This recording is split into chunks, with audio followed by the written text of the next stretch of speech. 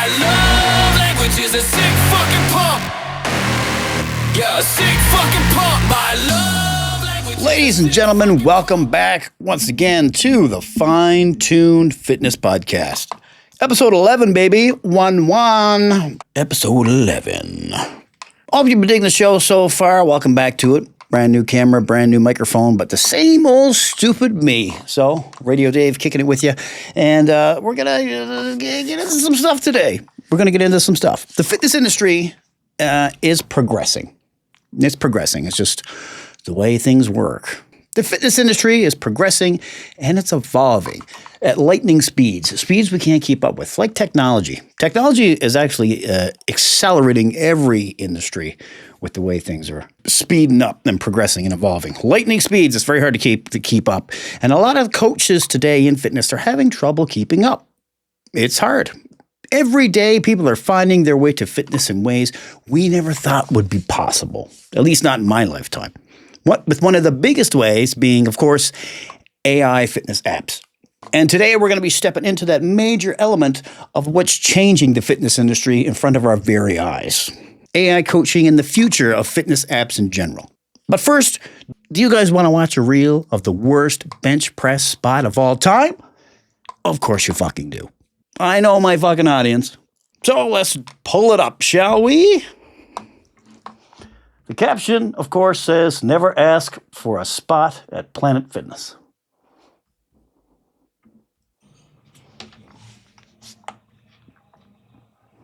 It's a pretty significant weight. Oh my God.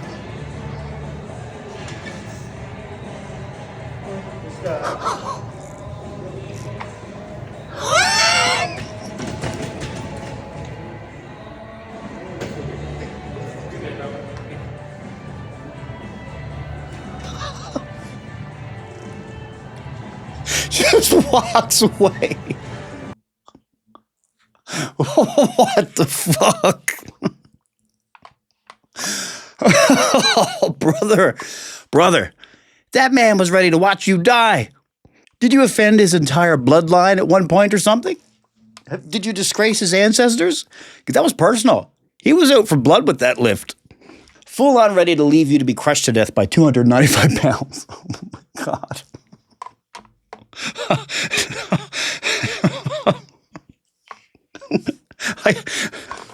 We gotta watch it again because unreal. I can't believe what I'm watching.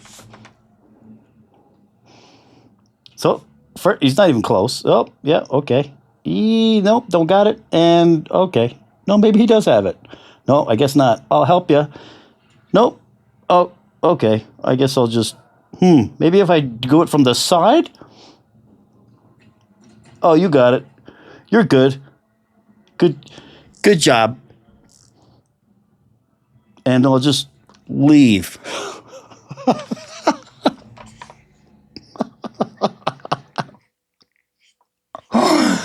Holy fuck.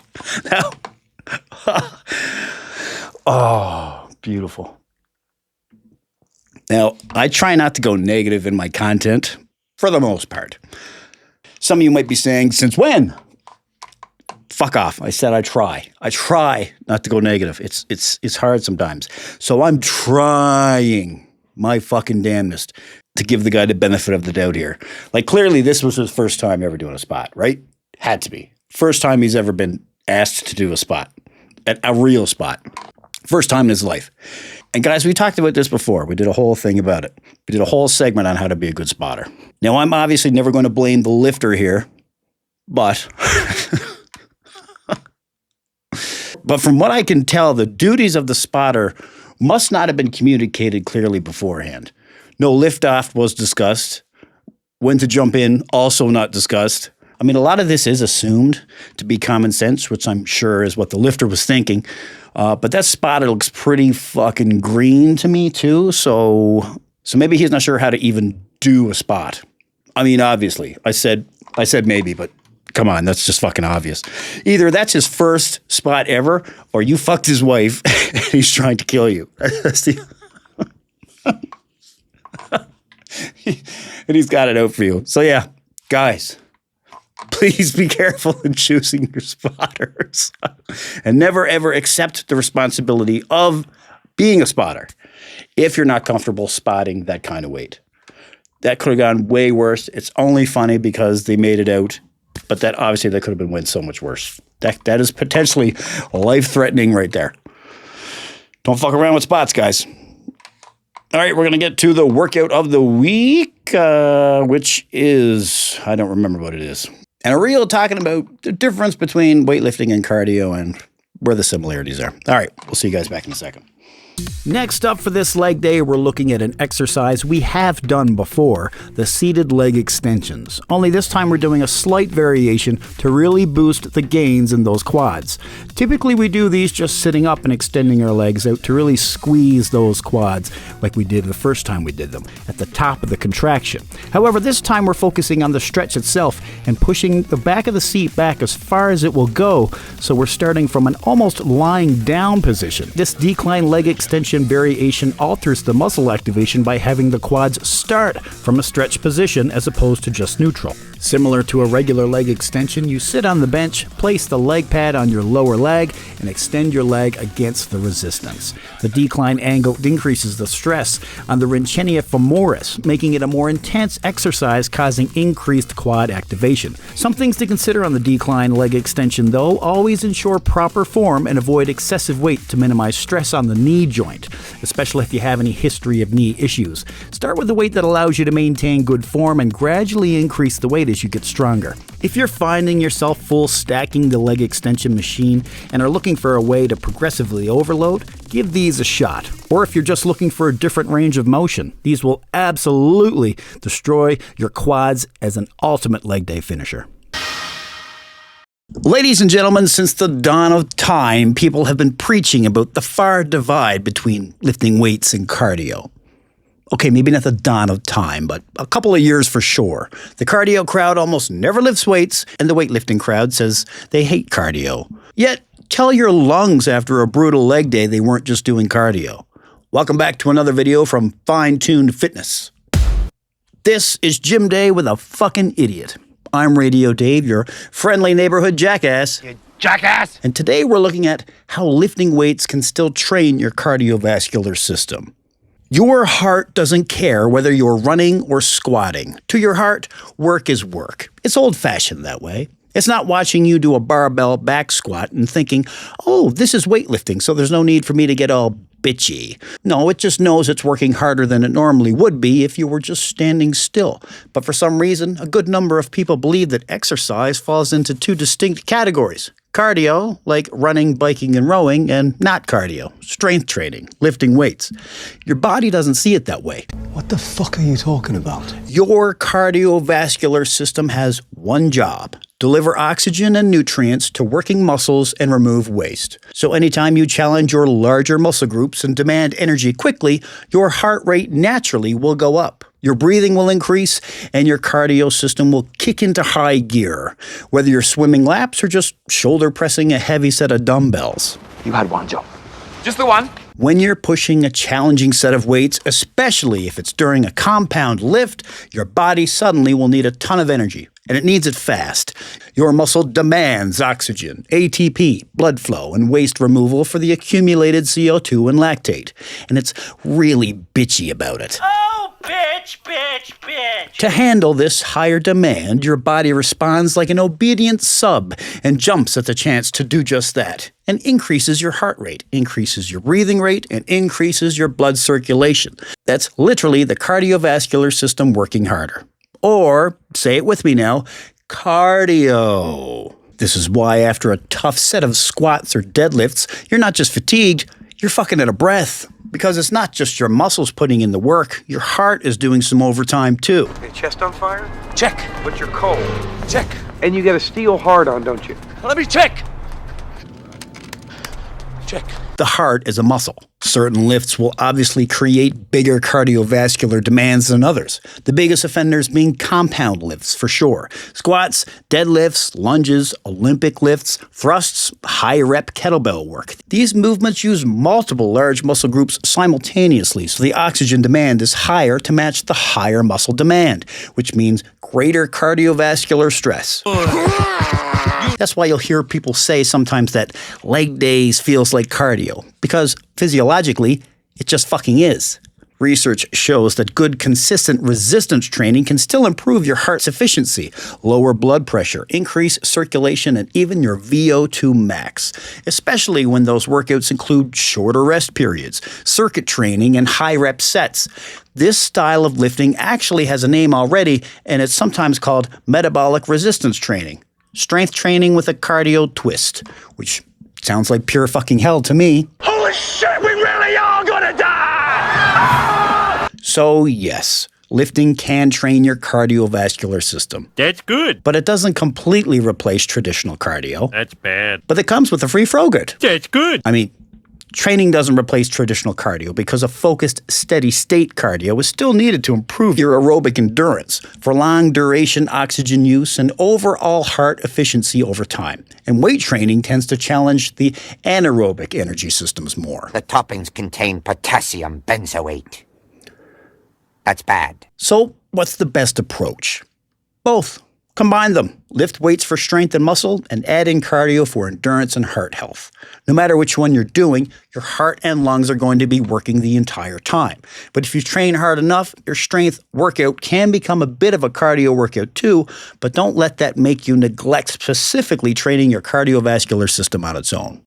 If you enjoyed this video and you want to see more like it, of fucking course you do. Be sure to like, follow, share, and subscribe. I do these every week-ish. Until next time, from Fine Tuned Fitness, I'm Radio Dave. You're you, and I'll see you on the next one. Hey guys, Radio Dave here. There are many aspects to the fitness lifestyle that I do not enjoy. Protein farts, buying the wrong flavor pre-workout, cardio, but nothing, and I mean absolutely nothing, is worse than having to spend my Sunday every week meal prepping. That is why Fine Tuned Fitness has just become an affiliate for Just Bite Me Meals. If you hate meal prepping as much as I do, then let someone else do it for you.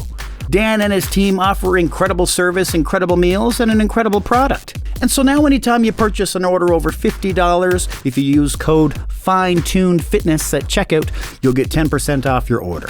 Buy 10 meals, and that's essentially getting one for free. But even better than the financial savings is the time you're saving. So if you want to take the headache out of spending every Sunday in the kitchen prepping meals for the week, let Just Bite Me take care of it. So you're spending your last day off for the week in the living room instead of the kitchen. All right, ladies and gentlemen, welcome back to it. It's the Fine Tuned Fitness Podcast. Today, as I mentioned earlier, you're rocking with Radio Dave, and we're going to be looking at the future of coaching in the fitness industry. AI coaching, as it were. But is it actually the future? Or just a fucking calculator with some bells and whistles on it? Well, AI, or artificial intelligence, it's worming its fucking way into literally everything. And fitness is obviously included in that. There's apps that can build your workouts, apps that track your food, apps that will analyze your form, apps that will adjust your entire workout program automatically for you. And some of them are even claiming to outright replace coaches altogether. Now, that's quite the fucking claim. But is there any truth to it? Is AI out to steal our jobs? I know it's already coming after my other jobs, DJing and IT. It might as well come for fitness too. Fuck it. So let's ask the question. If you had an app that could build your training program, track your progress, adjust your training as you progress, and told you what to do each day, would you still need a coach? What the fuck would you need a coach for? The app is literally telling you everything you need, isn't it? Are we heading toward a future where your coach is just your phone? Where Siri or Alexa is screaming at you to get jacked? Come on, do it. Lift it harder. Thank you, Siri. That's what we're going to be unpacking today, because this isn't just about technology and where it stands today. It's also about how people learn, how people train, and what actually drives the results you want to be seeing in your fitness journey. And hopefully by the end of this episode, you'll have a better understanding of what the AI in fitness actually is, what it does well, where it completely falls on its face, and how we can utilize AI without completely fucking up our progress. First fucking thing we're going to do is a little cleaning up around the term AI, okay? Because the term AI is getting thrown around a lot right now, like fucking crazy. And it needs to be cleared up. 90% of what's being marketed as AI right now just isn't. It's not. It's not artificial intelligence. It's just painted to look like it is. It's just automation. It's Excel spreadsheets.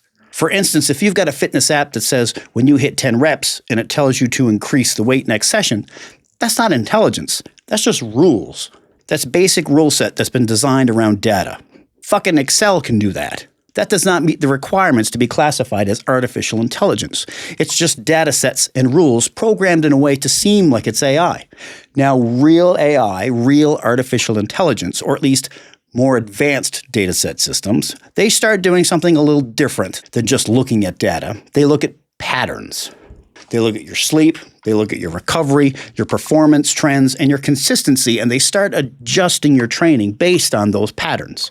That's where it can get interesting. Then you've got another version of this called computer vision, and that's where a fitness app will actually use your camera to track things like your squat depth, analyze your posture, count your reps, and give you real-time feedback. Peloton has a system that works like this. It uses a camera to monitor your training.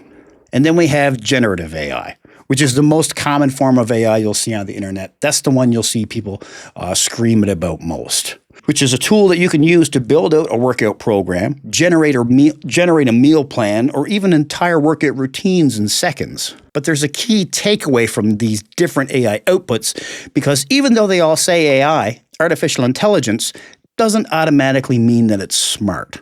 Like I said, most of these things are just programs that read data sets and patterns really fucking well and use simple decision trees to mimic the look of artificial thought.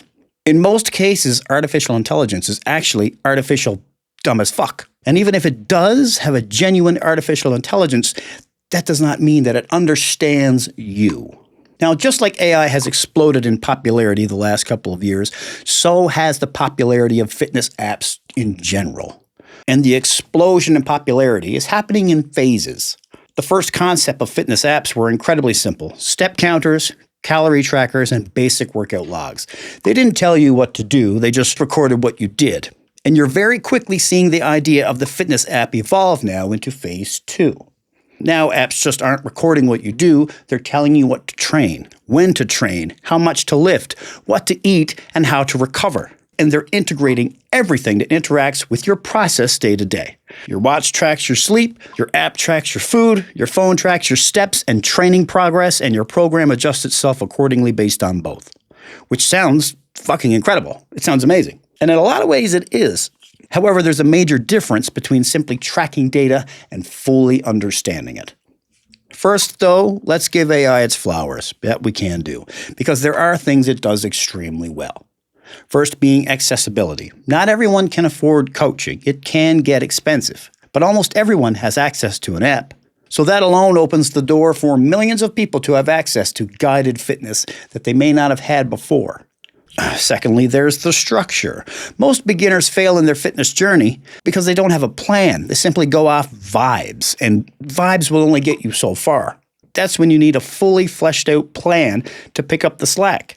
AI gives them that plan. Even if it's just something basic, it's better than just randomness. Thirdly, AI is fucking incredible when it comes to tracking. It's unmatched. Humans are terrible at tracking. We forget. We guess a lot. And we underestimate.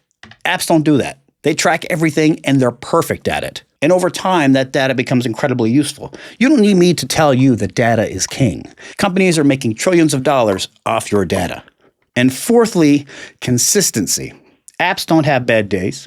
They don't forget. They don't get lazy. They just show up. And they keep showing up until you tell them not to. And sometimes that's exactly what someone needs. Just simple consistency.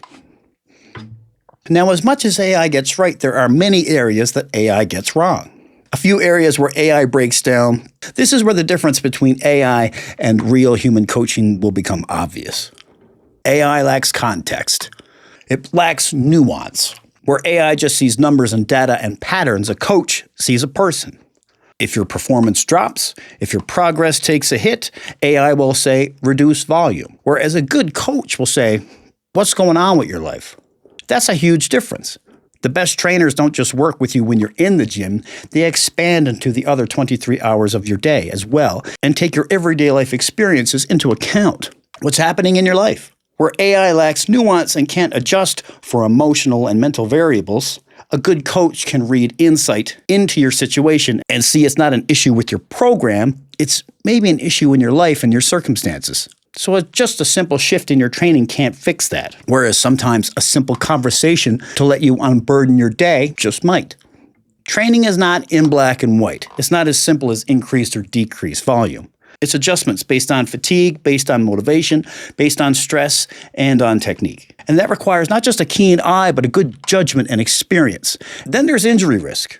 AI can analyze movement, but it doesn't feel what's happening in your joints. It doesn't notice sudden compensations the way a coach might.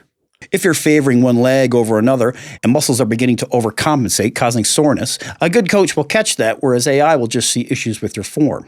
And finally, the biggest thing AI is going to miss is understanding you as an individual. Your mindset, your habits, your tendencies, what baggage you're bringing into your training that day. A good coach will see your baggage and know when to push harder and when to back off and go easy, depending on what you're dealing with. Do you need a break or do you need to push full force and get some of that aggression out? Because that's what a lot of us are in the gym for. We're dealing with shit every fucking day. And we're getting it out in the gym with our workouts. A good coach knows this because he's doing the same fucking thing. And that shit matters more than any program. Now, there's a fairly large psychological aspect to having an AI trainer as well, because people naturally just trust AI for the most part. You'll see stories about it every day in the news, people trusting AI too much and experiencing issues in their life because of it, even so far as developing a psychosis. Why? Because AI feels objective. It feels unbiased. But here's the thing, AI is only as good as the data and assumptions behind it. It's not magic, it's just math. Data sets and patterns. And people love it because it removes decisions. Just tell me what to do. That's powerful. But that power can also make people dependent. And when you have a full dependency on an AI that can be wrong, that can't see nuance, that can lie to you, that can lead to some major problems in your life, both tangible and metaphysical. Now, let me be clear here. This is not an AI is bad, coaches are good type of rant or conversation. That's lazy thinking, and that's the kind of mindset that will cause people to be left behind who can't adapt to what the future is going to bring. This is about understanding the strengths and limitations of both and using that knowledge to sharpen the tools we have for the better. Because both AI and human coaching are just that. We're tools. And like any other tool, they're useful in some situations and limited in others. So let's do some pros and some cons, and let's start with where AI absolutely dominates over coaches. Data processing. AI can track every workout, every set, every rep, every calorie, every sleep cycle, heart rate fluctuation across weeks, months, even years. No human coach can process that volume of data perfectly. AI doesn't forget. It doesn't get tired. It doesn't miss details. It sees patterns humans might miss. That's a huge advantage. And then there's consistency. AI shows up every day the same way. It doesn't get sick. It doesn't have mood swings, no distractions, and no days off. That level of consistency is extremely valuable, especially for beginners who desperately just need structure. Another area where AI wins is accessibility. A good coach, that can cost several $100s a month, for sure. An app? $10? Maybe $30 for a really good one? Even free. There's free ones. That makes guidance available to people who otherwise wouldn't have it at all. And at scale, AI can coach millions of people at once. A human coach can only handle a limited number of clients. So from a scalability standpoint, it's not even a competition. AI takes it. Okay, but what about coaches? Surely they've got some pros. And that's where shit gets deep. Because a coach doesn't just see data, they see context. If your performance drops, AI might just say reduce volume. But a coach will ask, how is your sleep? Are you stressed? Are you under-eating? Are you mentally burned out? Was work a bad day? Is your technique breaking down? And those are all very different problems with very different nuanced solutions. That's judgment. And good judgment is built from experience, not just data. Also, training is not linear. It's messy. There's ups, there's downs, there's ebbs, and there's flows. Some days you feel great, some days you feel like shit. Some weeks you progress, some weeks you stagnate. AI works best in predictable systems, but humans are definitely not predictable systems. A coach can change the plan on the fly and pivot based on how you feel, adjust based on subtle cues that even the client may not notice. Things like your tone, your energy, or your body language, even your confidence. Those things don't show up in data. How do you track that? Now, let's be fair here. There are situations where AI might be good enough in your training. For instance, if you're a beginner who just needs structure, AI is a good place to start. If you're consistent and you're self-motivated, if you're not dealing with any injuries or chasing high-level performance, an app might get you 70 to 80% of the way there. And that's extremely valuable, especially starting out. But if you're plateauing, dealing with injuries, struggling with consistency, trying to optimize performance, or you just feel like you're stuck, that's where a personal coach becomes extremely valuable. Because now it's not just about following a plan, it's about solving problems. And problem solving is where humans still dominate over AI. Now, AI is going to get better. We're only at the beginning of this shit. It's going to be able to accomplish some serious fucking shit, like real-time form correction, adaptive programming, smart equipment, not just smart watches and phones, actual gym machines. Deeper personalization to you and your specific needs as a lifter and your fitness journey. The technology will improve because it always does. There's no going backwards with this shit. Think about how fast technology improves. 5 years ago, wearables were just pretty fucking basic shit. The biggest feature was step counters. Calorie tracking apps were clunky, and now they can scan your plate and tell you what the macros are. Which is also still pretty fucking clunky now, to be honest. And most smart programs were actually just templates. Now, just a handful of years later, we've got real-time recovery tracking apps, full sleep analysis, adaptive programming, AI-generated plans, camera-based movement analysis, and we're still just at the beginning stages of this shit, which is the key point here. We are still in the early stages of this technology in the fitness realm. So when people say AI isn't that good yet, they're right, but that's not always going to be the case. One of the biggest future developments is going to be true personalization. Right now, most programs are still generalized, based off data sets and patterns like we mentioned, but not fine-tuned for you and your personal variables. But imagine a system that knows your exact training history, your injury history, your sleep patterns, your daily activity and stress levels, your nutrition habits and your recovery trends, and not just tracking those things, but learning from them over time and adjusting your training based on those personal variables. That's where AI can become unstoppable. Instead of giving you a generic program like today, it builds one that evolves with you, day by day, week to week, based on your body and how it actually responds, not just how a training textbook says it should respond. Now, to take this a step further, we're going to see real-time adaptation as well. You walk into a gym, your watch already knows you're there, how you slept, how recovered you are, how stressed you are, and how hard you trained yesterday. And before you even touch your weight, your workout will adjust. Maybe your volume drops slightly, maybe your intensity shifts, or even change your exercise selection to fit you better for that day. All in real time, not planned weeks in advance. That's a completely different approach to training. Instead of forcing your body into the mold of that day's training, the program will adjust to follow your body. Then to go even deeper than that, AI will not just be able to react to your variables, but predict them as well. For example, your watch will tell you, based on your current recovery trends and training volume, you are likely to hit a plateau in 2 weeks. Or you are approaching a fatigue threshold that increases injury risk. Now that's a different level of coaching altogether. That's not just responding to your body, that's anticipating it. But that's all in the future. And even if AI does become that highly personalized, adaptive, and capable, at what point does it become indistinguishable from a human coach? And even if it reaches that level technically, will people still prefer human coaching? Will it ever fully replace real human coaching? Or will it just become one of the best tools coaches have ever had? Because here's the thing, even if AI outpaces a coach's ability to train, coaching is not just programming. There's so much more to it. It's not just sets and reps. It's accountability. It's motivation. It's understanding, communication, and trust. No matter how good AI gets, is not going to be able to really relate to a middle-aged dad going through a divorce and who's just trying to be the best version of himself he can be while he's juggling the weight of the world on his shoulders. But I can relate to a client like that because I've been exactly where they are. I was that divorced dad just trying to stitch his life back together one dumbbell curl at a time. And AI isn't going to be able to sympathize with the ebbs and flows of that very personal situation, like a real, authentic, genuine human coach can. A good coach knows when you're making excuses, when you're pushing too hard, when you're holding back, or when your motivation is toast, and they adjust accordingly to meet you where you are. That's not just data and patterns. That's real human interaction. And in this day and age where people are lonelier than ever, that's the part AI will never be able to fully replicate. Now, while it is all fun to guess and talk about where we anticipate AI and the future of technology is going to take us in the fitness realm, the most realistic future probably isn't AI fully replacing coaches, but instead coaches using AI to enhance what they're able to offer their clients. Coaches use AI to track your training data better now, to identify patterns faster and make more informed decisions while still providing context, accountability, and human connection.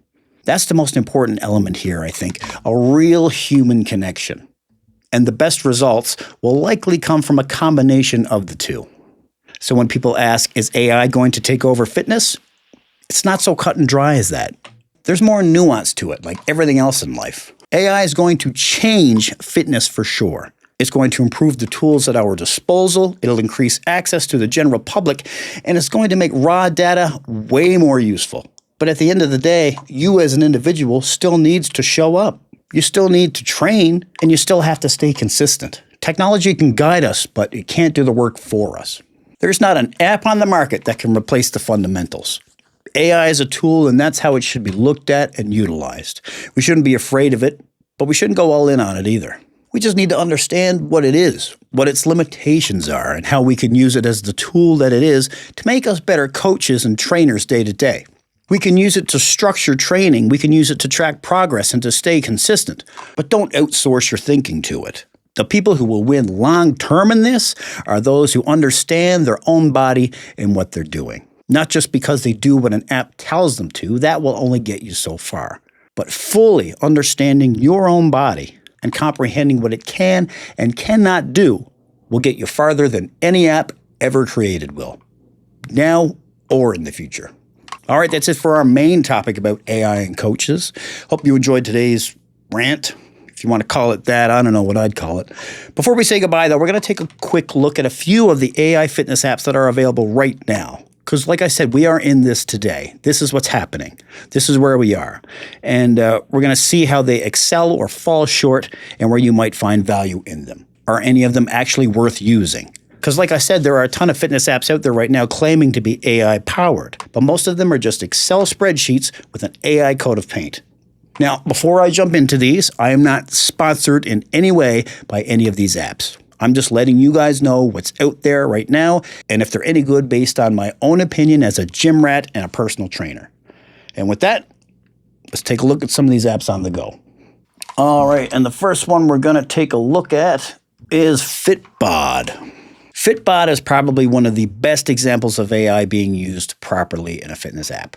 What it does well is pretty simple but extremely effective. It's great at tracking your previous lifts, your performance, even your muscle fatigue. And then it'll actually adjust your next workout accordingly, which is cool. It's also not trying to reinvent the wheel here. It's applying solid lifting principles based on the fundamentals like progressive overloading, recovery management, and exercise variation. Great app for beginners who are just starting out their fitness journey for sure. And early intermediates and people who want structure without too much overthinking. However, it is not perfect. It definitely falls short when it comes to understanding context like injuries and lifestyle stress. But overall, this one is probably the best entry point into AI-assisted training apps for sure. Next up, these aren't necessarily training apps, but recovery trackers. We've got Whoop and the Oura Ring. They use AI-style data interpretation extremely well to track your sleep quality, your heart rate variability, your recovery mechanics, and strain. And they give you a daily readiness score. This is a powerful tool if you use it correctly, because it can help you understand when to push hard, when to pull back, and how your lifestyle can affect your performance. Where people go wrong on this, though, is that they treat the score like it's a command. It's not a command as much as it is a suggestion. Used properly, they're incredible tools, but don't just use them blindly or without any context, or they might actually make you second guess yourself. All right, next up, we're looking at Juggernaut AI. This one is a bit more advanced of an app. Juggernaut AI is built more for power lifters, serious lifters, and people who really focus on driven strength progression. It uses data to adjust load, your volume, and your intensity, and it's actually really good at it. But here's where it falls short. It assumes that you know what you're doing. This is not a beginner-friendly app. If you don't understand concepts like rate of perceived exertion, fatigue, or bar speed, you're going to struggle to use this app properly and to its full potential. But for experienced lifters, this is one of the better AI-driven strength tools out there for sure. Then we've got Freeletics. Freeletics has been around for a while and has evolved into a more AI-driven system than it was when it first dropped. It wasn't like that when it first came out. It focused more on body weight training, HIIT-style workouts, and general fitness. It shines when it adapts workouts based on performance and feedback, which is great, but not ideal if you're looking for serious hypertrophy training or structured strength progression. This is more of a get in shape and build consistency type of app. And for that purpose, it does the job well. Now, these are the main contenders that are worth your time and attention, but there are a ton, a metric shit ton of apps out there that say they utilize AI-powered tools. But what they're really doing is pulling from a database, randomizing exercises and applying basic templates and calling it AI. That's not AI. It is not AI. It's just data sets and patterns like we discussed. That's not true adaptation. That's just automation. Remember, Excel spreadsheets can do that shit. For the most part, these apps lack progression tracking. They don't adjust meaningfully or with any discernible reasoning to your situation. They don't account for recovery, and they don't build long-term structure. They might feel cool at first, but that AI coat of paint chips after a while. And then you begin to see how the data set works behind it. They don't hold over time. The marketing just sounds impressive, where the actual value is extremely limited. So if you're looking for an app to start your training, ask yourself 4 questions. Does this app help me stay consistent? Does it track progress over time? Does it apply basic training principles? And does it adjust based on my performance? If the answer is no, then it's probably not worth your time. As a coach, here's how I look at any fitness app that you lay out on the table. The best ones don't try to replace coaching. They support it. They'll track data, they can simplify structure, and they can reduce the guesswork, but they don't pretend to understand everything. And the worst ones will just try to sell you the idea that you don't need to think at all. And that's where people are going to run into problems. So yeah, to boil it down, if you're a beginner, try Fitbod. If you're more into your recovery, try Whoop or Aura. And if you're an advanced lifter or into powerlifting, Juggernaut AI. And if you just want general fitness, try Freeletics. And let me know what you think of them in the comments if you try them out. All right. That just about does it for this week's episode of the Fine Tune Fitness Podcast, episode 11. We're getting up there. Yeah, baby. Digging it. Hope you enjoyed this one. Maybe you learned a thing or two. Let me know if you try the apps out. Let me know what you think about AI in general. I know it's a pretty big stigma on it at the moment. I don't know how I think about it. It's a tool, like everything else. It's just a tool. And it all depends on how you use that tool. If you use a hammer to hit nails, it's really good. If you use it to fucking hang glass, probably not going to work well. I don't fucking know. If you enjoyed the episode, share it with your gym buddy, leave a review, and let me know your favorite fitness app if you're using it today. Calorie tracking, if it's workouts, whatever. I want to know. Drop it in the comments. Thanks for tuning in to the Fine Tune Fitness Podcast, where we lift heavy, we stay respectful, and we always re-rack our fucking weights. And don't forget, if you're interested in getting personalized training plan, shoot us an email at dave@finetunedfitness.ca or visit finetunedfitness.ca/shop. And right now you can grab our 8-week training program, Swole Shouldered, in 8 weeks, absolutely free. This is the exact training program that I used to build my delts. Just visit finetunedfitness.ca/giveaway and grab your copy today. Don't forget to follow us on social media, Instagram.com/finetuned.fitness and Facebook.com/finetunedfitness. We're also on TikTok too. Posting shit every fucking day, man. All the time we're posting. All right. That's it for me. I will see you guys on the next one. For Fine Tune Fitness Podcast, I'm Radio Dave, you're you, and I will see you on the next one. Yeah, sick fucking pump.